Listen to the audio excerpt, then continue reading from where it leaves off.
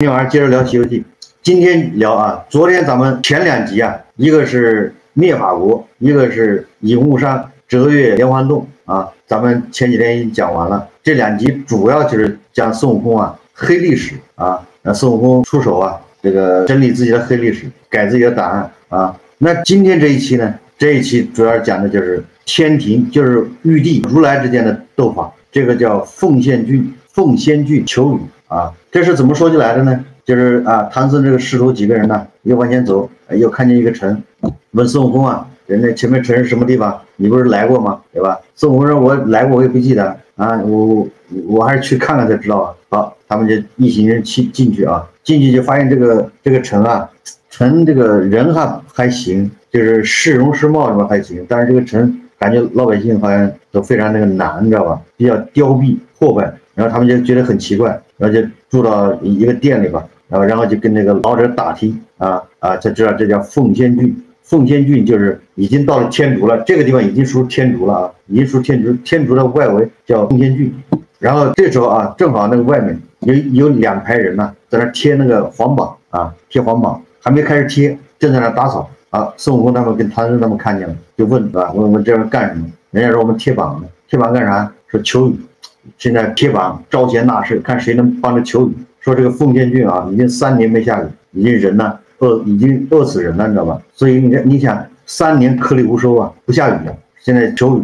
那孙悟空说黄榜在哪儿？人家说还没来得及贴嘛，不是吗？还在打扫，你知道吧？好，等那个人把那黄榜打开来一看，孙悟空说：“哎呀，求雨那不是小儿科吗？对我来说，对吧？龙王啊，四海龙王都。”这面子都给了，对吧？四海龙王，他孙悟空都不拿他当回事，对不对？呼之即来，挥之即去，对吧？让他打个喷嚏，他就能打啊！大家记得吧？红孩儿那一集，孙悟空就去找龙王，龙王怕他下雨，把他3位真火给他浇灭，结果，对吧？我为什么说这个？大家回忆一下就知道了啊，对吧？然后哪一集啊？有一集不是要孙悟空给他皇帝治病嘛，有各种药，实际上就是那个马尿啊，对吧？那乱七八糟和的，就是泻药啊，泻药就是朱子国吧。是朱子国吧？那皇帝那个一口饭噎在心里，噎了3年，是吧？然后越来越瘦，然后搞个泻药，对吧？孙悟空然后孙悟空就开始胡扯，说哎，这玩意儿必须啊要无根水啊。后来这个孙悟空就叫龙王去打个喷嚏，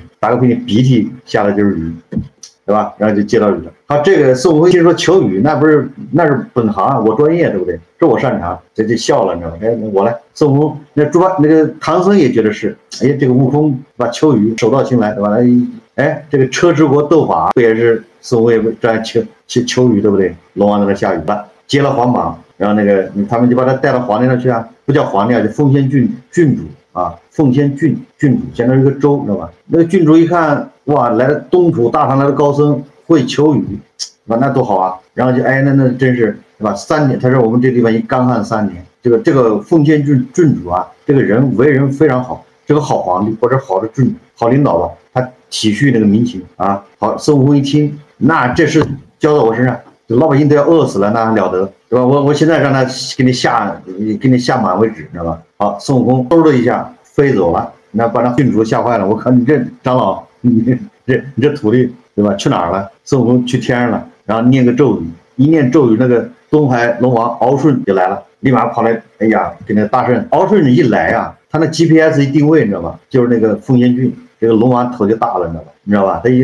看，对吧？他给你有定位啊，就知道是什么地方，就到了凤仙郡，那龙王就知道咋回事了啊！一来，孙悟空就说啊，受累啊，受累，你给他下点雨。那龙王一听，龙王很机灵，你知道吧？不说了吗？来的时候他已经知道啥事了，你知道吧？他说，哎呀，来的匆忙，没带家伙。特别是降雨，它还有工具，你知道吧？这也辅助，对吧？那你搞点干冰什么之类的，对吧？孙悟空一听，你别逗了，对吧？那么你每次降雨让你帮个忙，你都能下。那么今天你缺这个缺那个，对吧？懒驴上磨屎尿多，你知道吧？让你下个雨，那龙王，然后他就说那龙王，知道骂那个东海龙王，对吧？你下个雨，你现在老百姓都要饿死了，对吧？都干死了啊！然后那个东海龙王被那个孙悟空一说，他觉得这事他不能背锅啊，对不对？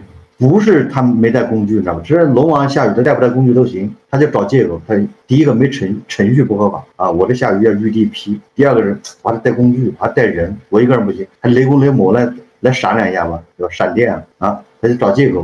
孙悟空一听，对吧？你这就不想下雨，我知道，对吧？然后那个龙王就告诉他实情啊，也不是小王啊，不是我不下，我不敢下这个地方。玉帝说了，永远不要给他下雨，我哪敢逆龙，对吧？逆玉帝的意思。如果玉帝没有这个旨意，那我偷偷摸摸给你下点无所谓，你知道吧？是吧？谁还没个难处啊？帮个忙是不是？回点规小事，你这玩意儿玉帝说了不准在这地方下，你要再下那就完蛋。孙悟空一听气坏了，这不是玉帝不让下，那我就找他去，对不对？找着玉帝老人，那孙悟空为民请命，你知道吧？哎，这时候孙悟空也是为民请命的意思啊，所以他又一下去了那个南天门，到了南天门，被那一帮什么神仙对吧？什么天王给拦住了，说大圣你要干啥去？他说我找玉帝评评理，让玉帝下去。那大王说了，那些天王说你呀别去了，人家早就知道了。玉帝说了啊，都知道你来干啥。孙悟空说为啥不给下雨呢？不行，我就要去。所以这个有个天王就把他带到那个玉帝那个皇宫旁边一个叫披香殿，到披香殿里去啊。孙悟空就看到了一个米山，一个米呀，用米堆成的山，有10丈高，一个小鸡，一个拳头大的小鸡在那捉米。你想10丈高的一个米山，小鸡在那捉米，完了旁边还更高的一个面山，用面堆的20丈高，一个狗啊在那舔，真正的舔狗啊，它在舔了面，那面20丈高，然后旁边还有一个铜链子，下面一个蜡烛在烧那个链子，然后这个孙悟空看了，孙悟空看完这不知道是什么意思，这干啥？他就找玉帝啊，孙悟空找玉帝，必须让玉帝下雨，然后玉帝就说了，你这个泼猴啊，不是我不给他下啊。说这个奉仙郡啊，这个郡主不是这个东西，敢藐视天庭啊！那孙悟空说他怎么藐视了？然后这个帝就说了，说这个3年前12月25号，我啊，对吧，去视察微服私访，对吧？12月25号是民间这个接玉皇大帝的日子，就很多地方民间2月25号接玉皇大帝嘛，对吧？供奉。但是我去视察，我正好到奉仙郡去视察，结果看见啊，这个郡主啊，他居然把给我的供奉的供桌供奉给打翻了，完了把给我的供奉让狗吃了，而且他还恶语相向，就说还骂我，对吧？不尊敬，所以我就要罚他们啊，罚他们不下雨。什么时候下呢？就等到那个米山被鸡吃完了，那个面上被狗舔完了，那个铜链子什么时候烧化了断了，这个才给他下雨。这孙悟空一听，原著就这么说的啊，孙悟空羞愧而出啊，就是孙悟空本来去他是为民请命的，他是问这个玉帝，对吧？你这不让下雨，你饿死那么多人，对吧？这不像话呀！结果他被那个玉帝一说，这个孙悟空羞愧而出，就什么意思？自己觉得自己理亏，对吧？冲动了啊，年轻，对吧？还是年轻啊，冲动了。好，他羞愧而出，他说那我回去，他就回去之后到了奉仙郡啊，到了他师傅说，哎，徒弟啊，你这雨求的怎么样？然后呢，孙悟空说，我知道为什么不下雨了，就说那个奉仙郡郡主啊，说你呀，你想想，你自己好好想想，回忆一下，干过什么坏事，干过什么不好的事。那奉仙郡主说没有啊，对吧？那个郡主啊，他是个人君，知道吧？就是勤政爱民，是这么个角色，对老百姓还不错。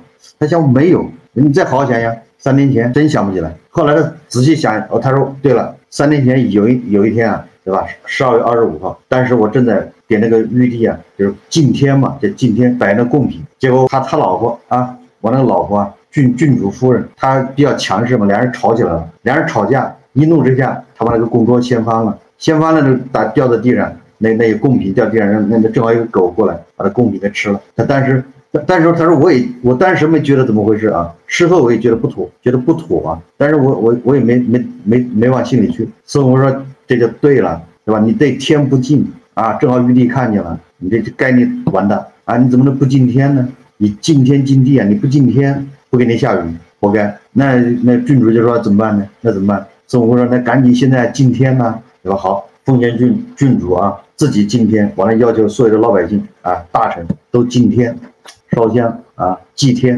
然后孙悟空一看，哎，这个郡主还真不错，对吧？马上就领悟过来，就祭天了啊，敬天，全国全郡啊老百姓，对吧？这些当官都敬天。孙悟空一看，他就立马又去找玉帝去了，给玉帝说了，人家已经知错了啊，改正了，敬天了，现在知道错误。结果孙悟空走到到了南天门之后呢，就看见2个当官的啊，就天庭的，已经带着一个佛教一个道教的那个就是奏章或者奏折之类那种东西啊，就去玉帝报告，也就是说他们已经收到这个啊奉仙郡呢上贡了，对吧？这个来敬天。孙悟空也看见了，孙悟空就跑去啊，这个时候啊，孙悟空跑到那披烟殿一看，哎，米山没了，鸡也不见了，那个面上也没了，狗也不见了，那铜链子断了。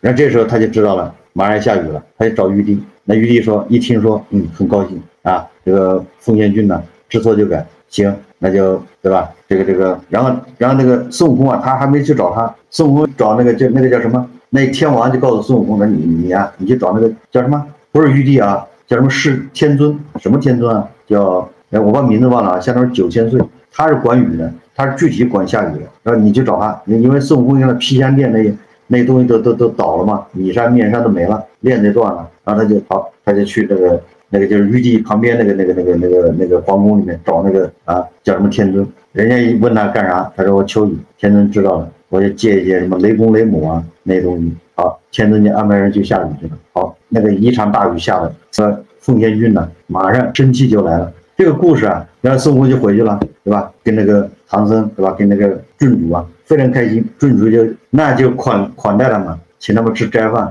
不让走啊。那多感谢！皇宫这个郡主招待了多少天？完了之后他出城，老百姓挨家接着不让他走。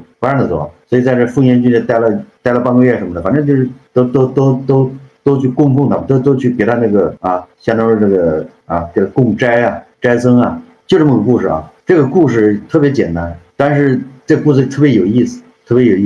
首先一个这奉先郡呢，它是天竺说白了就是佛祖的地盘，妥妥的是如来的，对吧？根据地，对吧？这个玉帝他是小心眼，对吧？睚眦必报，给人感觉是这样的。为什么呢？你看那个沙僧把一个琉璃盏打破了，他就那么疯狂的报复沙僧，对吧？把他贬到流沙河，完了拿那个剑呢，万箭穿心，就是每隔7天扎他一次，拿剑从那个沙僧的胸口扎过去，你知道吧？给他做个穿刺。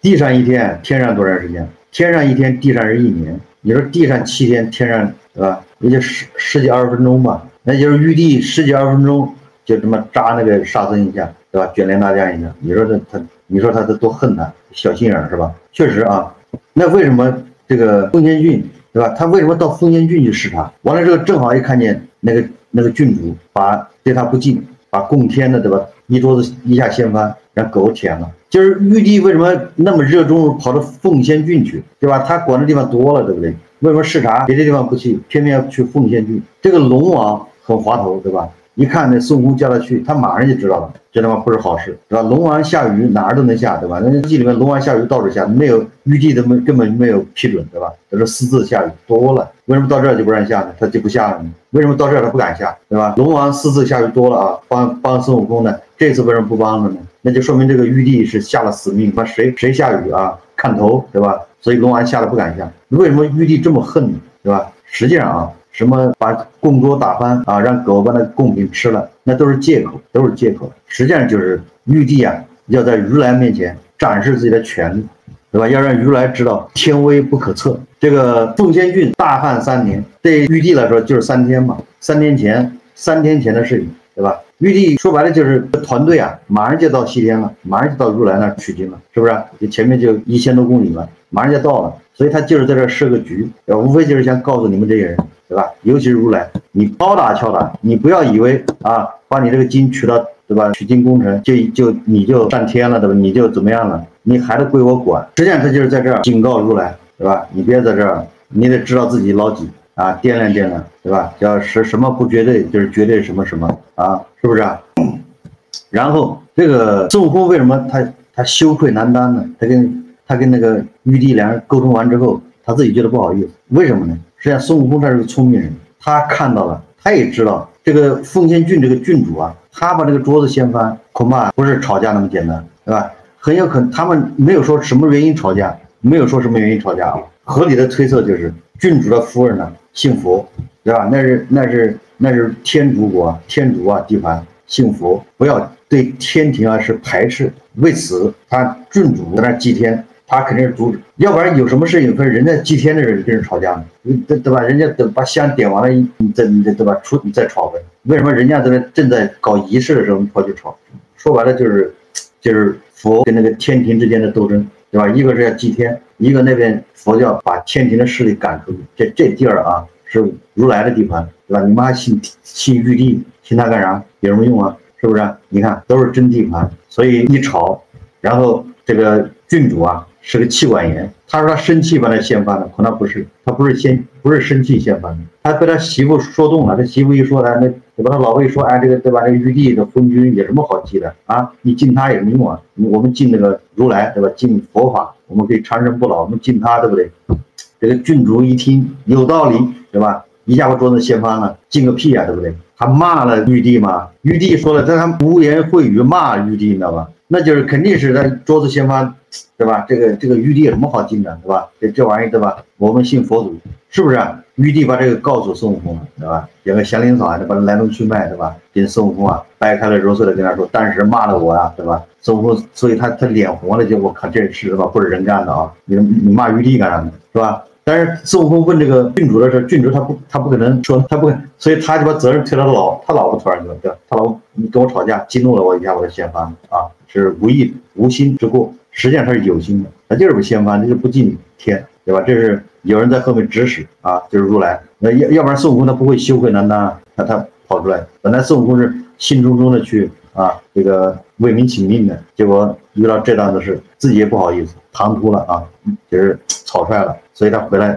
就问那个郡主，你干了什么缺德事？郡主当然轻描淡写了，把他搞成一个叫无心之过，对吧？所以那个啊，那玉帝回去怒不可遏啊，多生气啊！所以啊，好，对吧？你狗不是喜欢吃吗？我让你吃个够，所以搞了个20丈高的那个面山，让狗在那舔吧，对吧？舔死你，对吧？做一辈子舔狗，你舔吧，舔完为止，舔完了给你下雨。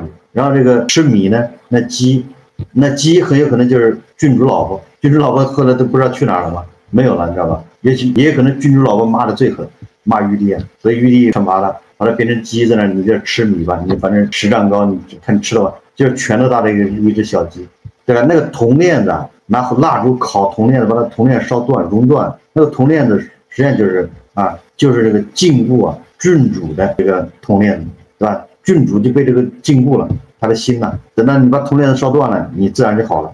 雨就来了，不是不给出路啊，给了，对吧？你这3个条件满足，你就下雨吧，不是不下，也给你下，你看是不是这个道理？就合理吧？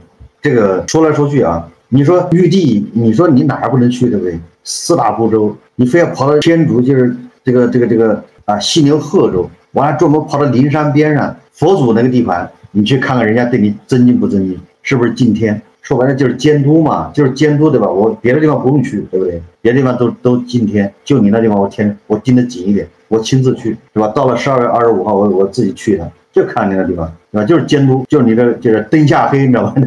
那地方是灯下黑，佛教圣地，对吧？你那地方不敬天，我就盯着你，你这地方敬天就行了，对吧？你如来的说明，如果你这地方敬天，说明如来你心里有我，你知道自己谁是大小王，对吧？你这儿不敬天。你看如来，你搞不清楚，你搞不清自己位置啊，你搞不清自己状况，你以为你是老大，所以他就叫吹毛求疵嘛，他就是鸡蛋里挑骨头，对不对？就给你不下雨，是不是？哎，按照我们的观点啊，你说这个郡主啊，跟他老婆俩人不敬天，你惩罚他俩人不就完了吗？你惩罚他俩人就完了，对吧？你把他们俩变成狗也行，那你为什么惩罚老百姓呢？老百姓也没错，对不对？是吧？你惩罚老百姓没道理，你不降雨，那老百姓饿死了，3年老百姓饿死多少人呢？对吧？那玉帝是不是混嘛？对不对？你为什么饿死老百姓呢？冤有头债有主，对不对？谁不敬你干水就完了。实际上啊，我认为玉帝他就是惩罚这些老百姓，对吧？让你们信佛教，不信我，是吧？你不信我，下场就是没有雨；不尊敬我，对吧？让你们尊敬如来，你让如来下雨，如来有本事让他下雨给你，你们信他，是这意思吧？那就是强迫这个老百姓2选1啊，强迫老百姓站队啊。后来孙悟空现在是调解了啊。孙悟空调解什么呢？就是这个地方啊，你信佛还信佛，但你也敬天。孙悟空说的啊，既要敬佛，又要敬天。所以你看这个天竺国那儿就是确定了啊，天竺那地方既要相信佛，也要相信天庭，双重领导啊。完了，天庭的位置还要高一点，对吧？你佛祖你得知道你听谁摆布。所以说你看，越到灵山，他们斗争越激烈，对吧？这个时候你必须要摊牌，不明不白的。如果说取经完成了，那到底谁是老大？谁说了算啊？你看好像是大家搞的事，对不对？那其他人天庭不懂的人、不知道的人还都去如来那儿站，对吧？都站如来那个山头啊，对不对？啊，那玉帝这不就没人了嘛，对不对？所以玉帝呢，立马啊，先，对吧？敲打如来，就这个事。所以这个奉仙郡呢，很简单，敲打如来。哎，后面还有啊，下一集是道家敲打如来，就是都要敲打，马上摘果子了，你知道吧？马上就取得胜利，马上摘果子，这时候大家都出来谈判，对吧？是不是啊？你得搞清楚啥情况。下一集这个九灵元圣，那就是道家出来也把如来再敲打。你不要以为你取经，对吧？你好厉害，不要骄傲，对不对？要夹着尾巴做人。所以你看啊，越到灵山越近，是不是他们动作就越频繁，是吧？各派势力的加紧，对吧？连孙悟空啊都开始，对吧？整理自己的黑资料，对吧？黑历史都要掩盖一下，该灭口的灭口，对吧？你马上就要分果子了，你知道吧？马上就取经就要胜利了，你知道吧？对吧？那玉帝也出来赶紧，对吧？告诉大家谁才是真正老大。然后这个道教到时候也出来啊，来宣示一下，咱也不弱，对吧？你们悠着点。分蛋糕的时候是斗争最激烈的时候，没毛病，太对了，因为马上就要分蛋糕了，确实是这样的。离灵山这个几百公里了，知道吧？1000公里。观音的鲤鱼都能下雨，对，九灵元圣好像是全书最强的妖怪，对呀，不需要任何法宝，对不对？人家就是哎，我跟你说，就法宝都不要，把他们收拾服服帖帖的，就是道教到了最后啊，也得让他们见识实力，你知道吧？是这意思吧？让你们这样的，对吧？你们瞧瞧我真正的实力。那前面什么青牛精呐，对吧？那些什么那都是小儿科，你知道吧？给你们玩，你知道吧？这回来看看，领略一下，秀肌肉。对，道家的大佬还没登场，这马上就登场了。九灵元圣啊，让他们就随便给他掏一个，让他这对丁八会没毛病。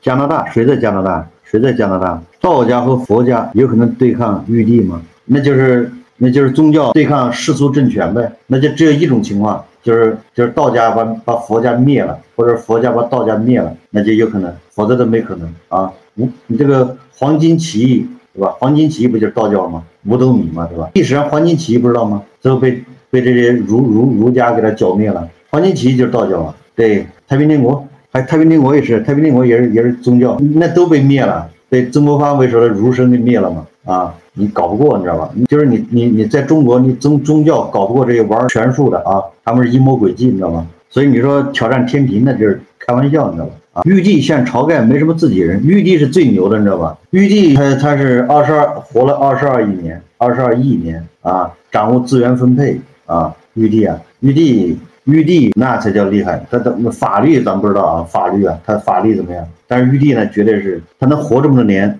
对吧？经历过那么多轮回，那什么多少年一劫，他经历12劫吧，经历过12劫吧。玉帝没什么人，玉帝不需要有什么人呢，对不对？他就利用道教牵制佛教，利用佛教牵制道教就行了，对吧？《西游记》啊，整个的格局，它的腔调就是提倡三教合一啊，因为孙悟空在里面。孙悟空到哪儿都是讲三教合一，孙悟空啊，到哪儿都是要既崇佛教，又尊道教，又要重视儒生，这个儒家儒生啊，孙悟空到哪个地方都老讲这种话啊，这是孙悟空，那唐僧不讲，猪八戒也不讲，沙僧也不讲，只有孙悟空到哪儿都讲，就跟当地的讲，你这个地方既要敬道，又要崇尚佛教啊，又要重视人才就是儒家嘛。知道吧？就是三教合一，就是他这个小说啊，总的格调是提倡三教合一的，但是里面就不是那么回事，你知道吧？明朝社会现实就是三教合一啊，明朝社会后期就是推行三教合一啊。这个《西游记》成书的时候，肯定是符合当时的价值观的，也不符合当时价值观，你这禁书啊，你出不来啊，对不对？王守仁就是三教几大人，没错，王明阳就是好多，还有李治什么的，他们都提倡这个三教合一，就那个时候啊，三教合一说不算政教一体。你说这是哪跟哪呀？我操，你这是什么智商？这是三教合一跟政教一体有啥关系啊？三教合一是指三个教要团结，知道吧？不要内斗。你提的问题跟个小学生一样的，不是让佛教信道教，你知道吧？道教的信佛教。三教合一指的是啊。这个首先这三个宗教，就是之间一个要团结，第二个就是什么呢？第二个作为一个读书人啊，读书人要融会贯通三种，知道吧？读书人呢，你是儒家，你肯定是个知识分子儒生，完了之后你要懂道教，你要懂佛教，融合，你懂了吧？对呀，就是文化，对，就是知识分子，你得既要你知识分子，你肯定是儒教啊，那你得懂道教，你得懂佛教，你知道吧？应该这么理解啊。